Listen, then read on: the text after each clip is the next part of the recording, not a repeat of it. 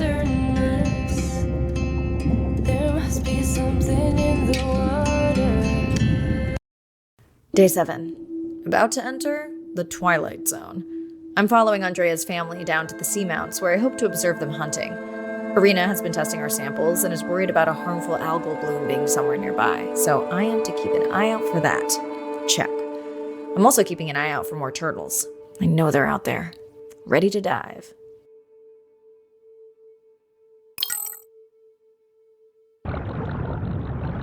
I'm in and okay. And we're streaming. Hello, everyone. Welcome, or welcome back. I'm diving near a seamount region, also known as the Twilight Zone, because it is just beyond reach of the sun. And we'll be taking some questions live, so be nice. We'll also be testing a playback system to interact with whales.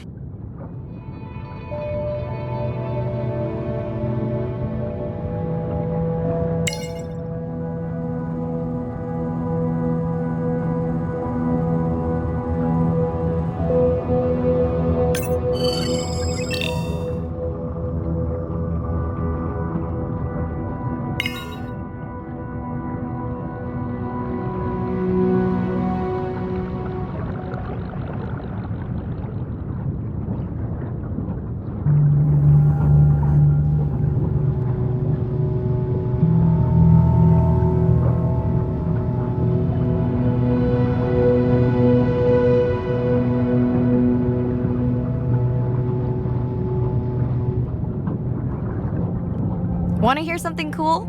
So do I. I'm hoping that buoy can send a little message to our humpback friends. That's right. Andre is going to serenade some humpbacks.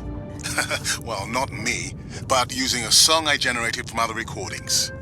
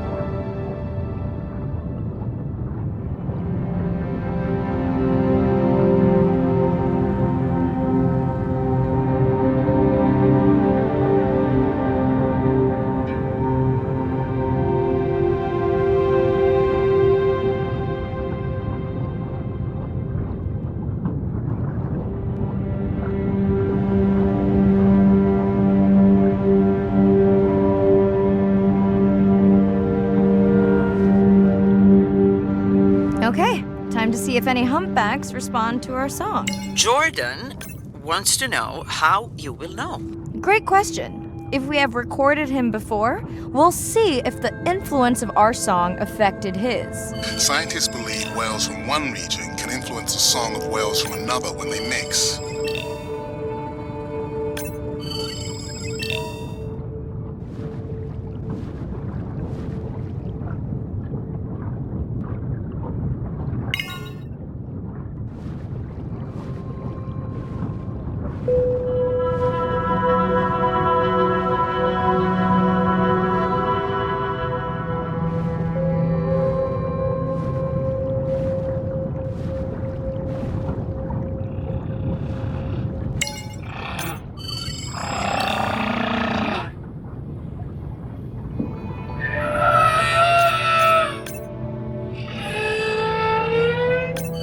Hey Andre, we've recorded a song from this one before, right?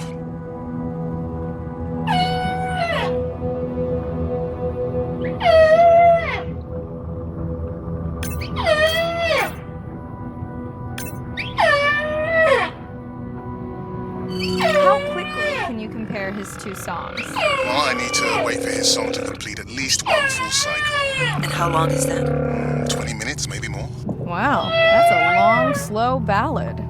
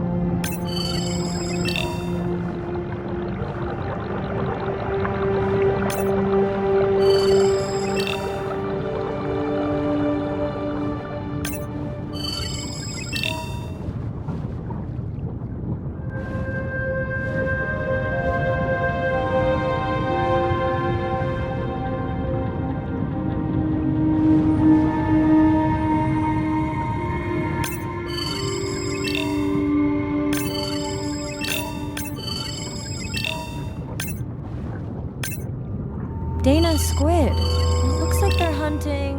Lanternfish. Well called, Arena. We'll make you a sea witch yet. I'm sorry, a what? Let's scan a few to pick up their hunting behavior. Here goes.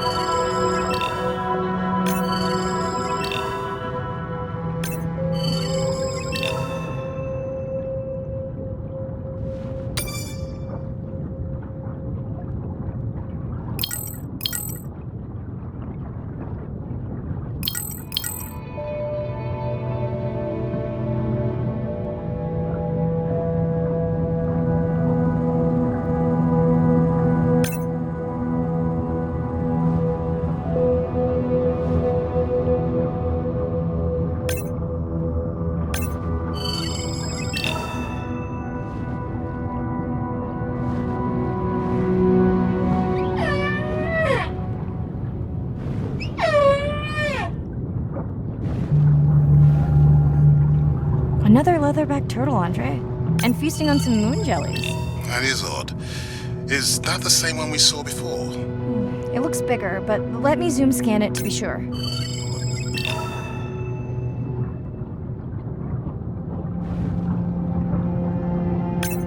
We can run the sample in the lab, but I am sure this is a different one. Do they typically travel together? And wouldn't it be surprising to find two this far off course? Yes, it would be. And yet, here they are.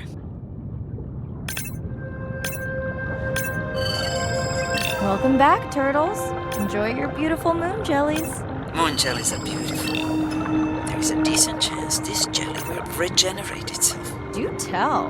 In fact, a few species of jellyfish are technically immortal. They can revert from being full grown to their younger state and essentially start their life cycle over. Thank you, Arena, who will make us all immortal one day.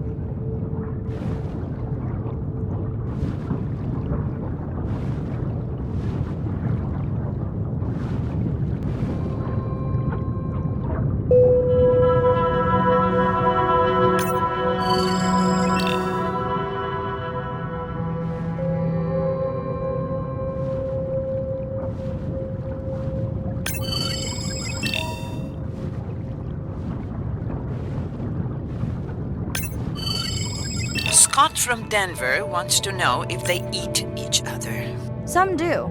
I think this one was upset he missed out on his prey.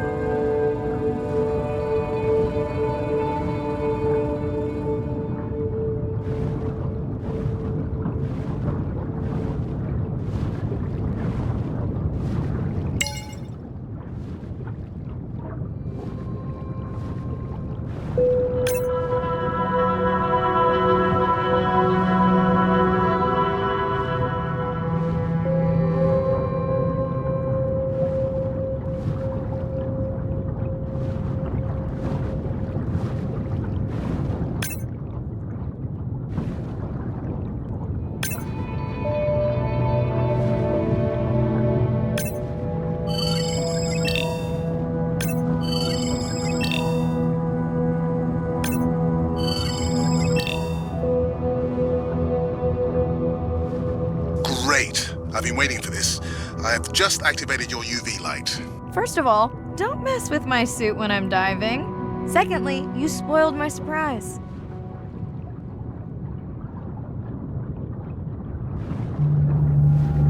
What am I looking for here? Oh, one of our sperm whale tags must have fallen off. Andre, you really need better glue for these. I don't use glue.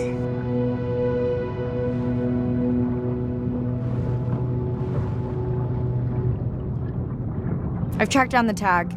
It's in a cave. I wonder how it got in here.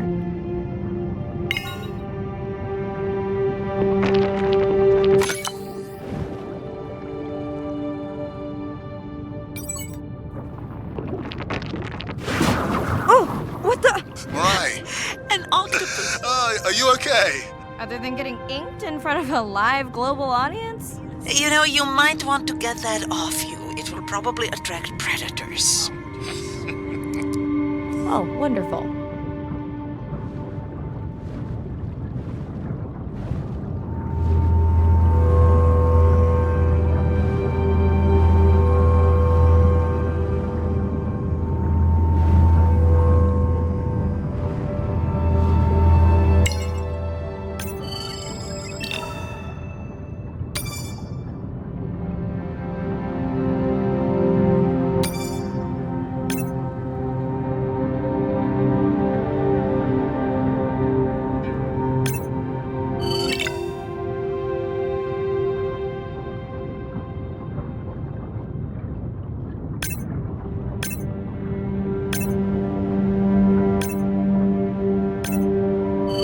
Swell sharks have developed biofluorescence to communicate with each other.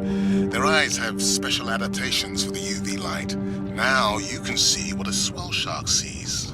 That's what I'm talking about.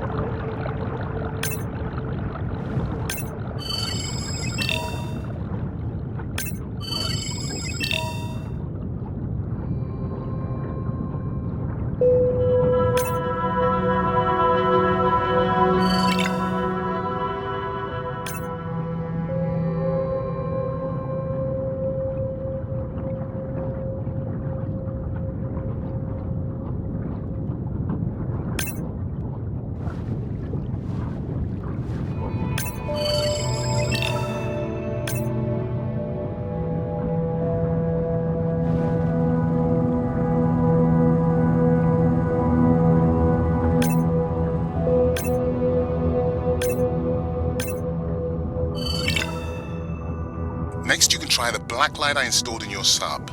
You did not. You did install it in your dorm room back in the day. Your wife showed me pictures. Well, uni was a good time.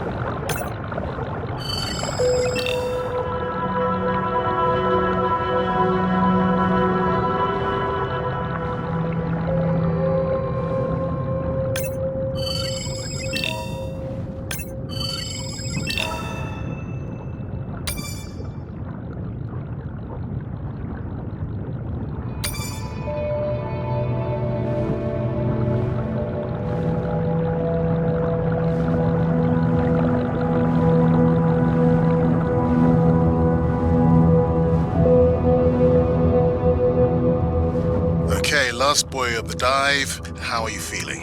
Chances of suit holding out until the end of the dive? Good. Hope of seeing if our humpback song had any effect? Well, You know this, but for the viewers, science is not magic, it takes patience. I'd like to believe in a little magic.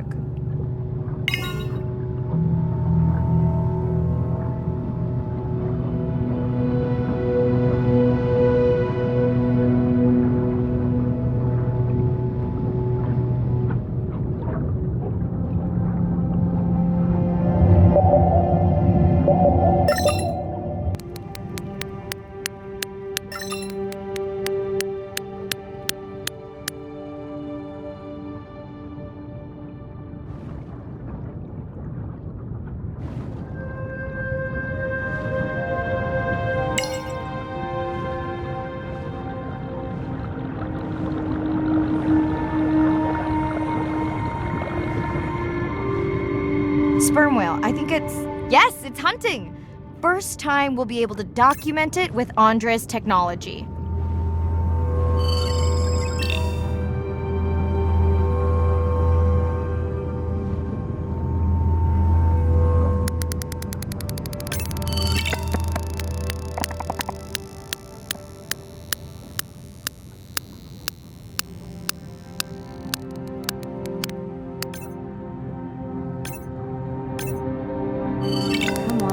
Come on.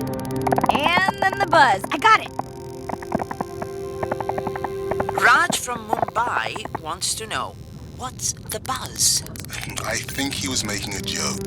Got it. But what is the buzz? How is it used? We're not entirely sure, but definitely associated with being close to prey. This is just a warm-up. The real fun will come in the deep.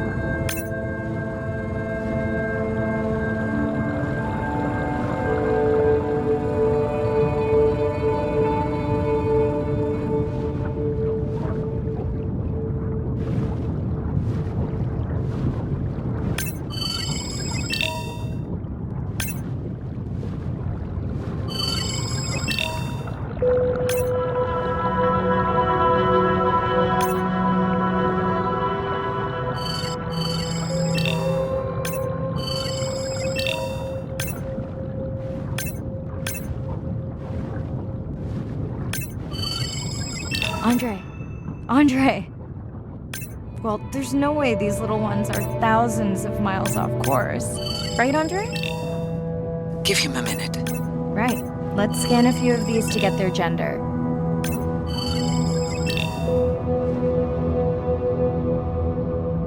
There's a tiny tag here. Andre?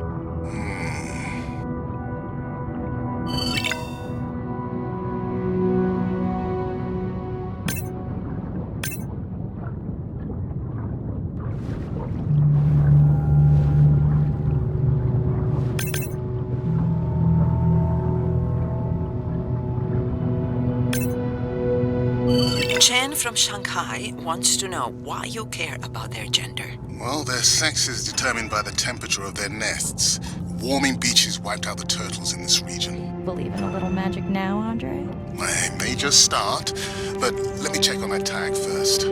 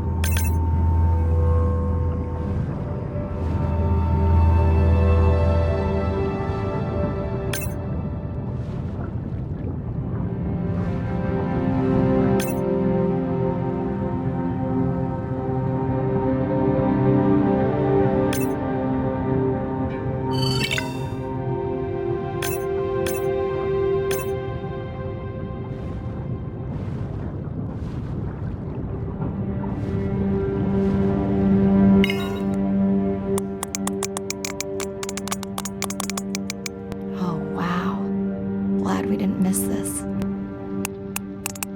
Beautiful. Yeah, they must have been hunting down past the rift. I think we found our spot for our first deep dive. Mirai, check out that one closest to you. What's that on its skin?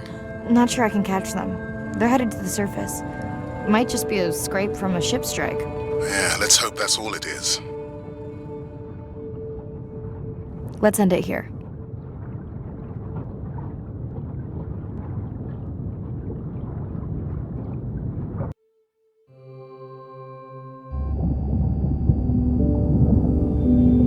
I know it seems like Andre worries about everything. But I really understand where that comes from. Everyone's seen the pictures, but I can tell you it was really tough to be doing hands-on work when we were losing entire species. For me, it was the whales. But for Andre, it was the turtles. I stayed to help him. Several of the other scientists did as well. By then, only Andre's protected nests were the ones producing turtles in the region. We all figured that the population was going to collapse, and eventually it did.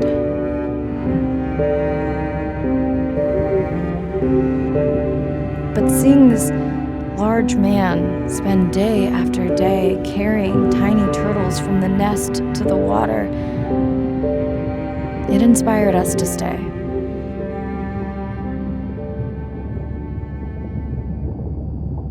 Coming back now, it feels like another world. Andre is not an angry man, Irina.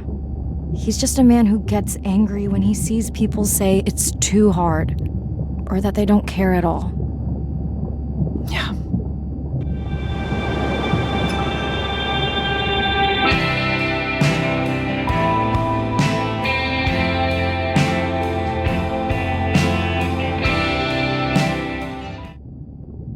Hi, Mirai. Sorry to miss the post-dive brief. I've been listening to our humpback recordings for hours and got myself in a kind of funk. Actually, I started listening to the humpbacks and then switched to Miles Davis. Anyway, I don't see any clear sign that our playback influenced any of the other whales yet, but I just know we're on the right track. I'm sorry to be in such a mood. Don't know what to make of those turtles or what's going on with our sperm whale family. Right. Catch you in a bit.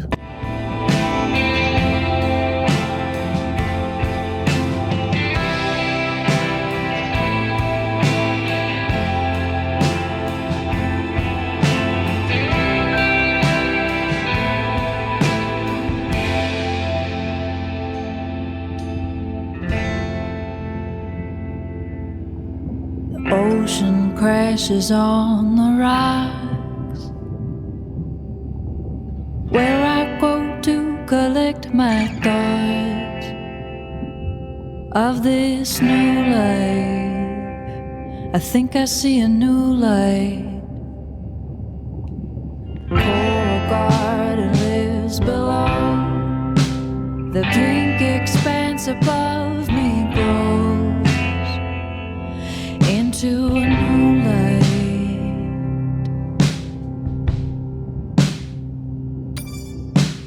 Renunciation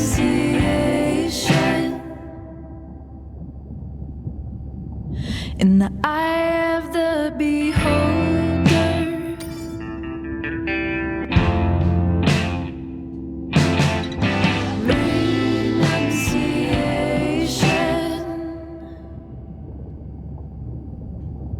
Up and start a new life, but I see a hidden trail.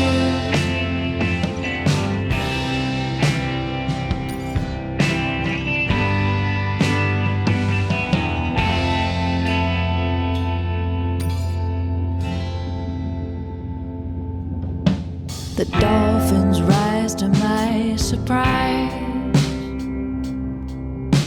while in the trappings of my mind, and I'm reconciled for a little while. For in the palm of nature's glow, I'm reminded I really don't know, and I'm reconciled for a little while.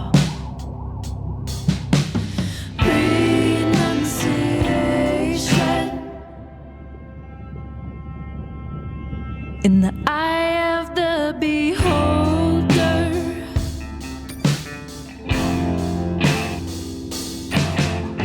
renunciation,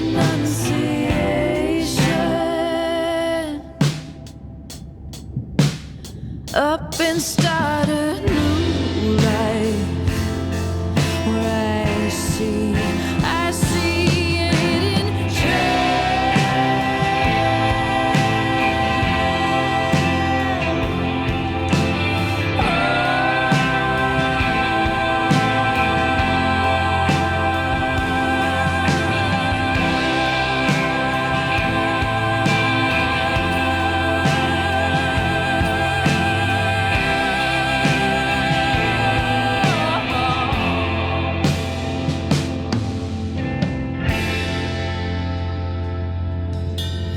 ocean crashes on the rocks, where I go to collect my thoughts. Jellyfish have mechanisms of self-repair. They're constantly getting bitten by turtles and chunks getting taken away. 50% of the jellyfish population are wounded.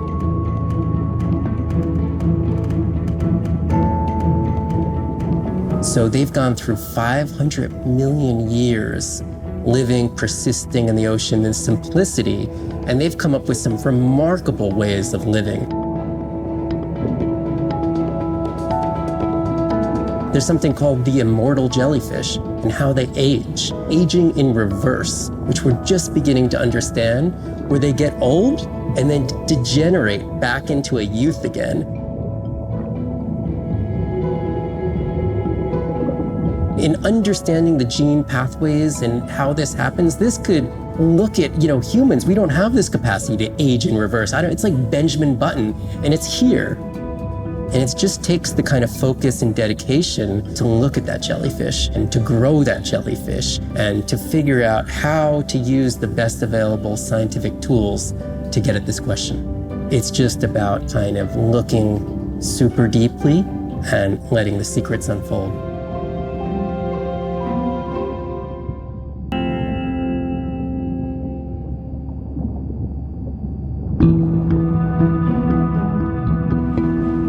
The energy from our star flies through the universe, through our atmosphere, and hits us at the ground.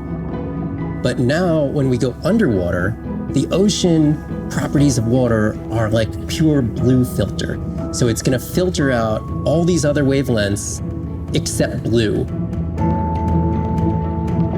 As you go down further, it's primarily blue, blue, blue till 700 meters. And at that level, there's still faint photons of sunlight in the blue range. And we call this the twilight zone. And there, animals are still perceiving a tiny little bit of our sun's energy. Below this, it's gone 24/7 darkness.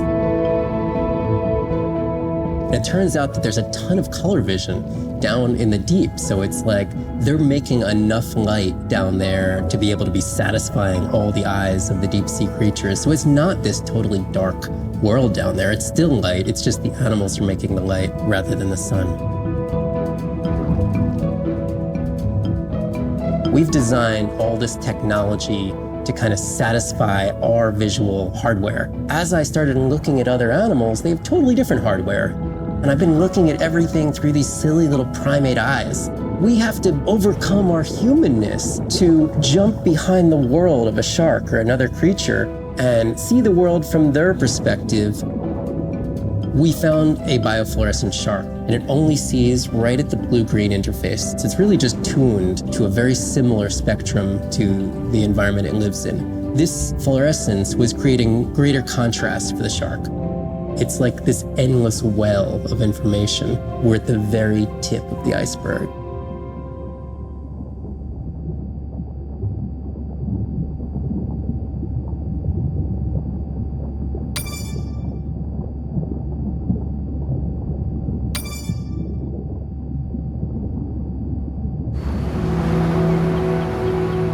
These animals travel thousands of kilometers, navigating open oceans that have no physical landmarks. They have that innate ability to find their way.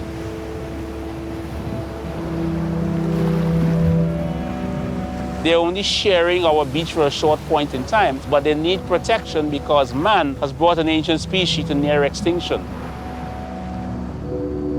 I got involved at a time when hostilities were very real. People came with guns and machetes to poach a turtle. We would protect these animals at all costs. Because on the high tides, when the tide comes up, this area here will be flooded, right? So when the sea turtle lays her egg, the nest requires a constant temperature. And if we recognize that this nest is in a real bad spot, we choose a spot further inland on the beach that's stable, and then we would evaluate if the eggs were able to hatch because of us moving them. And in both cases, we're always right.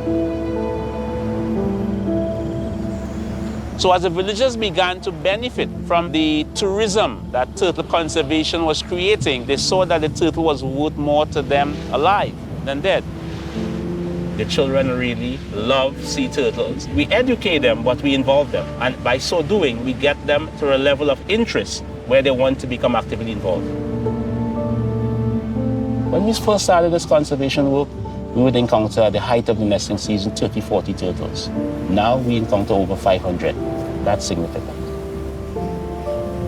Some people argue, well, that's nature. Leave them. Why protect them? But remember, humans have to intervene sometimes to help nature keep existing.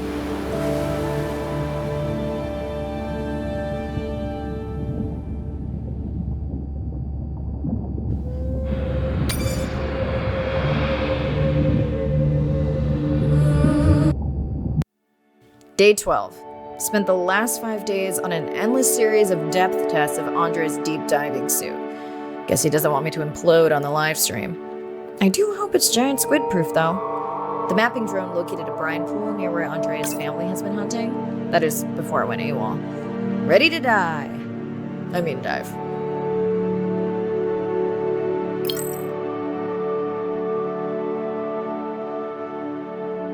I'm in and okay. Are you sure I can't talk you into another test dive at this depth before we stream? Enough test dives. It's not like I'm doing a spacewalk. Well, with this suit, you probably could. Are we gonna talk about suit crush depth again? I think we can probably roll. Starting the live stream. Welcome back, ocean friends. Tonight, I am deep. Midnight zone, no light from the surface deep. Tonight, we're using Andre's lure drone to mimic the Atolla jellyfish to lure large predators like the giant squid. It's certainly not all my tech. I'm building on years of prior research. Don't forget our mission to the brine pools. Oh, yes, Arena will fill you in on that later.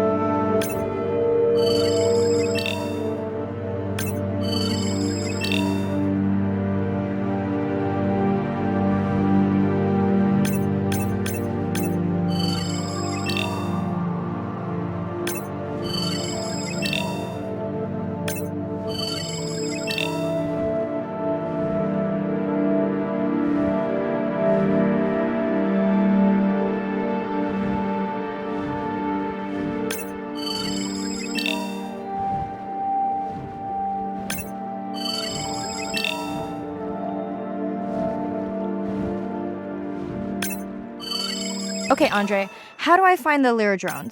Look for blinking red lights in the water column.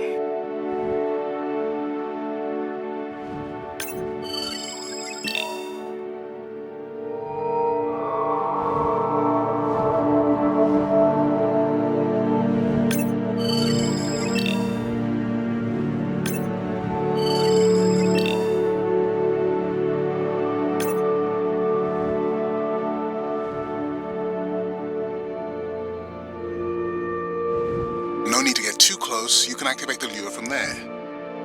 Andre, have you done this before? I haven't, but others have.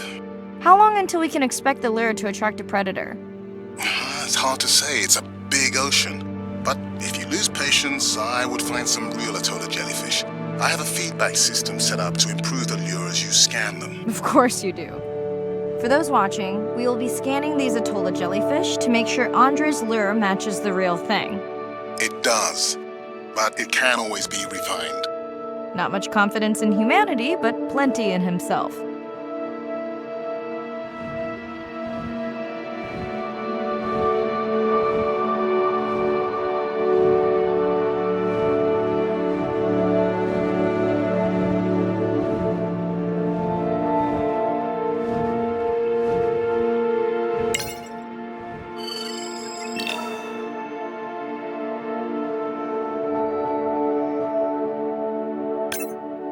Got the jellyfish scans, though Andre doesn't need them. In truth, they should improve the lure. I would not waste your time. Getting a few impolite comments on the screen pointing out that giant squid don't feed on Atolla jellyfish. They're right. Actually, the Atolla puts on this light show when under attack, in order to lure creatures big enough to eat their attacker.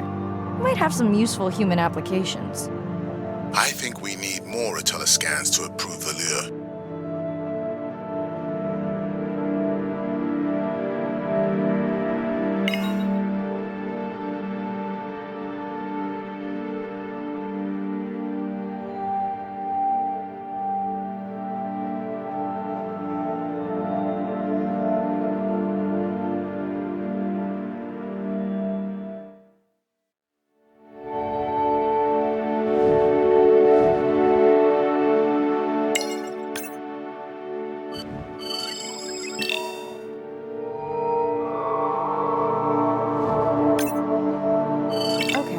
Whose idea was it to live stream this particular dive? I am glad I can't see the comments. I would agree. My grandmother had a saying for times like this. I'm not going to try my grandmother's accent on a live stream, but loosely translated, it means if you get bored waiting for a giant squid, you can always go to a brine pool.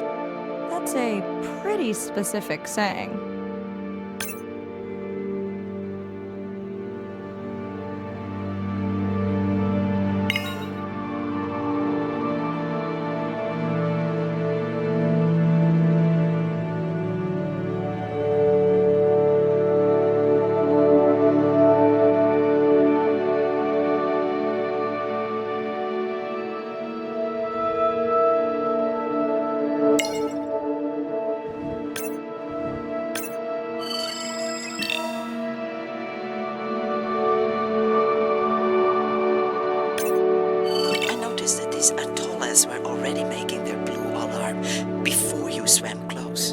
most likely a sign that they have detected predators in the region that threaten them.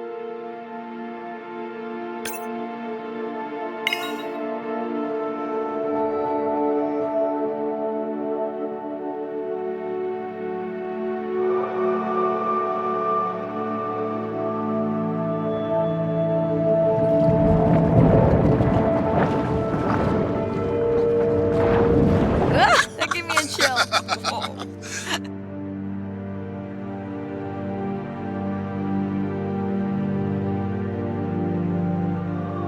I know how much you enjoyed that, but do you mind if we check out the brine pool before we check on our whale cam? If you insist. You got what you wanted. This is my giant squid. Is that another one of your grandmother's sayings? No, but she often used this one. Hurry up and collect my specimens for me. What an expressive language. It's no giant squid, but I promise you won't have to wait to find it.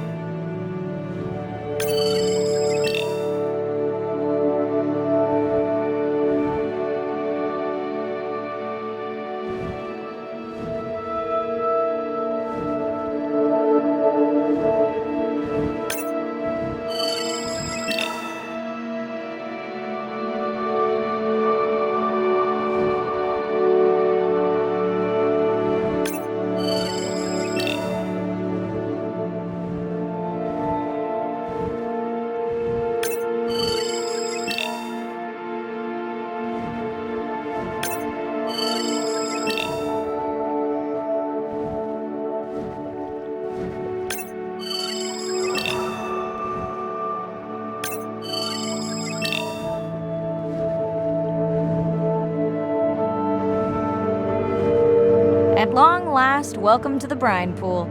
I know it's really a salt lake under the ocean, but it looks more like a witch's brew. I have been teasing Arena, but a brine pool is a diverse microenvironment within the ocean. It has its own ecosystem. And each one is unique. So that means the microbiology is unique and could hold groundbreaking solutions to human problems.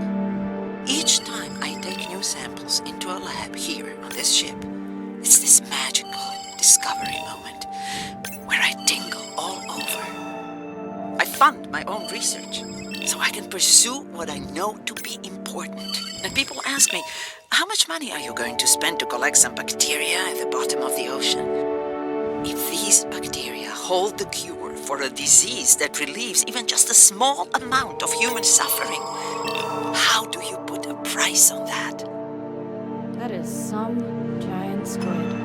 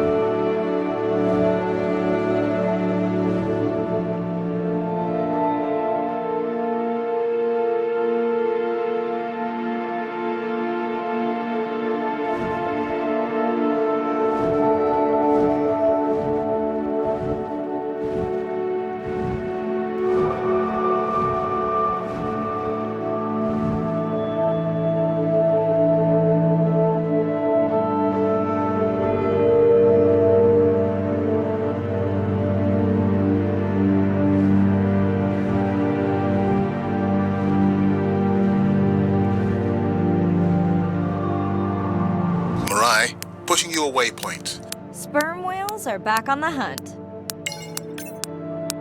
Look for the drones. They will seek out the sound of the sperm whales and then idle nearby. We hope that today, Andrea's tech will make it possible to document how a sperm whale hunts the giant squid.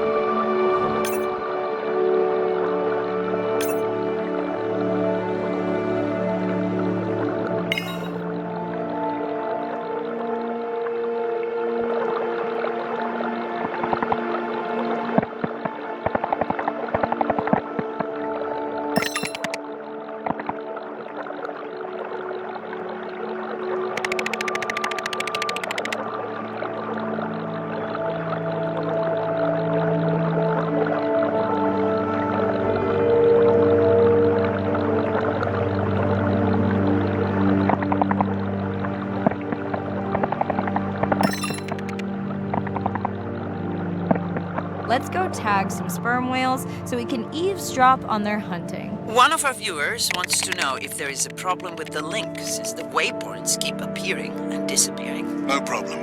The drones are in stealth mode, so they will only track the whales by sound. I better swim fast.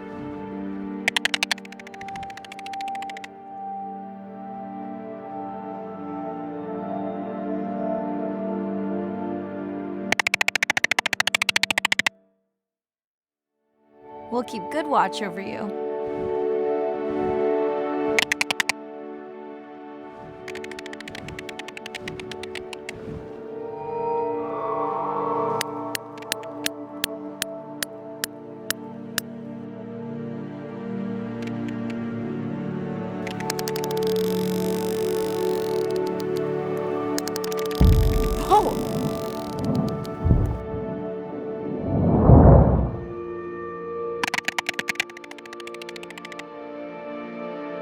What just happened?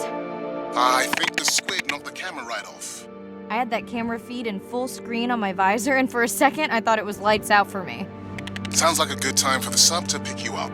Live stream out.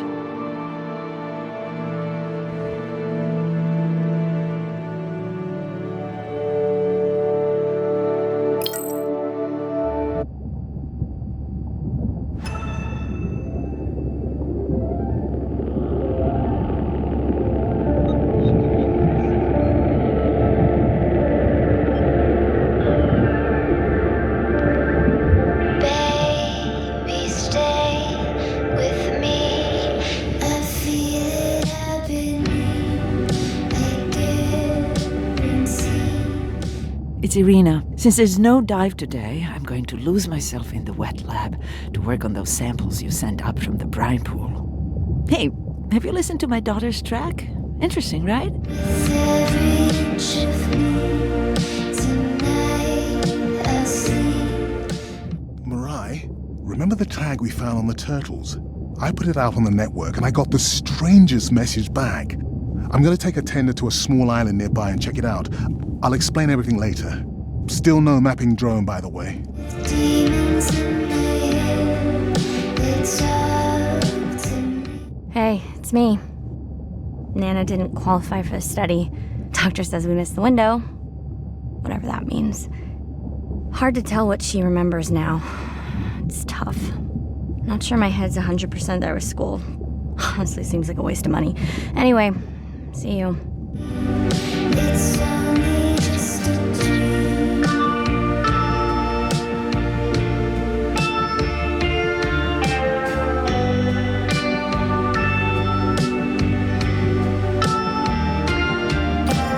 Baby, stay. Sound to whales is everything. It's their hands. These are animals with the biggest brain on Earth and the most powerful sonic apparatus. They spend a lot of their time deep down. They're diving for an hour at a time in darkness. Just like a submarine is echolocating, they ping a signal out and then they wait for that signal to bounce off something and come back as the signal. And from that information, they could get an idea of what's there.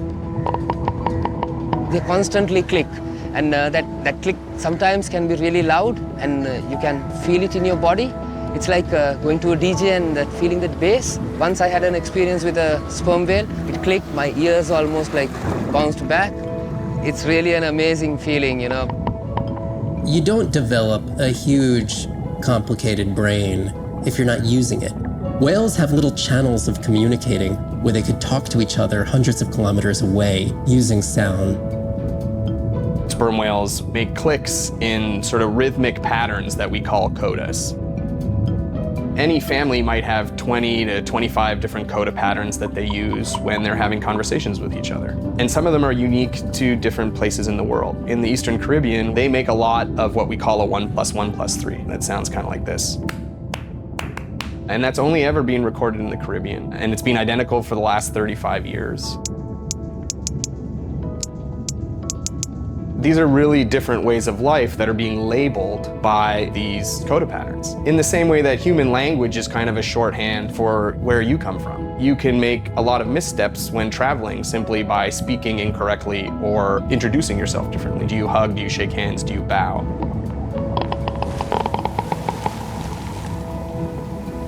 And a growing concern has to do with the noise that we're putting into the ocean. Everything we do impacts everything they're doing. The sound is causing high levels of stress in animals like this. No one wants to live at a rock concert. You can imagine trying to have your home inside an arena while some metal band is playing. And that's increasingly what the ocean feels like. Hear the whispers in the trees. Brine pools are amazing habitat. It's a lake on the bottom of the ocean. And it's this surreal seascape. Chemically, each one of them is unique. These brines undoubtedly contain bacteria, archaea, and viruses that are unknown to science. We know that they're incredibly rich in undescribed life forms. They have the perfect cocktail, the perfect recipe for life. These sites aren't just salty, they can be violent, characterized by eruptions and incredibly unstable conditions. So to live in them, you have to not only be hardy, but you have to be able to endure constantly changing conditions because not one day is the same. The organisms that live there, they undergo a constant biological warfare with each other to dominate the environment, to survive in the system. The biochemicals that they produce to do that biological warfare are applicable to curing diseases like cancer, Alzheimer's. They produce antibiotics and antivirals that can also be used to improve human health. And we drop targets as we go, so we know exactly where we sample. Exploring these habitats is absolutely necessary because the metabolic potential there has the capacity to change the way we think about medicine, to change the way we think about antibiotics, based on our knowledge that we gain from studying these incredible environments in the deep sea.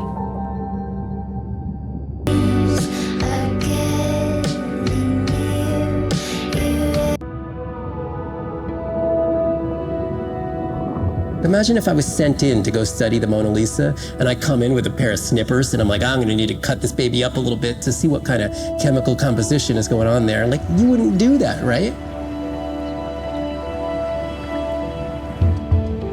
We don't have to kill these animals. We don't have to kill to understand. If we could do a single cell, that means we don't need to kill 20,000 animals to be able to really understand that one. We could do our work much more non-invasively. So we are working this year on a new project to deploy tags on orcas. We need to learn more about the diet and how they use the habitat. So by deploying those tags, we get the information we need. It is the least invasive method. It is suction cups. So it is not a scratch on the whale afterwards, which is something we really like. In the deep sea, we use these like robotic claws from the oil and gas industry that gets you the sample, but this is so archaic. So we've been designing something called squishy robot fingers, which are ways to be gentle when we study the deep sea. But I think we could even take this another level. There's some organism, we quickly encase it. It's like a medical checkup. We give it a swab to get its genome. We image it from all directions. We open it up, the animal goes away, and we have more information than we've ever had before. These animals are Mona Lisas. Our perception of them should change. We should be more delicate.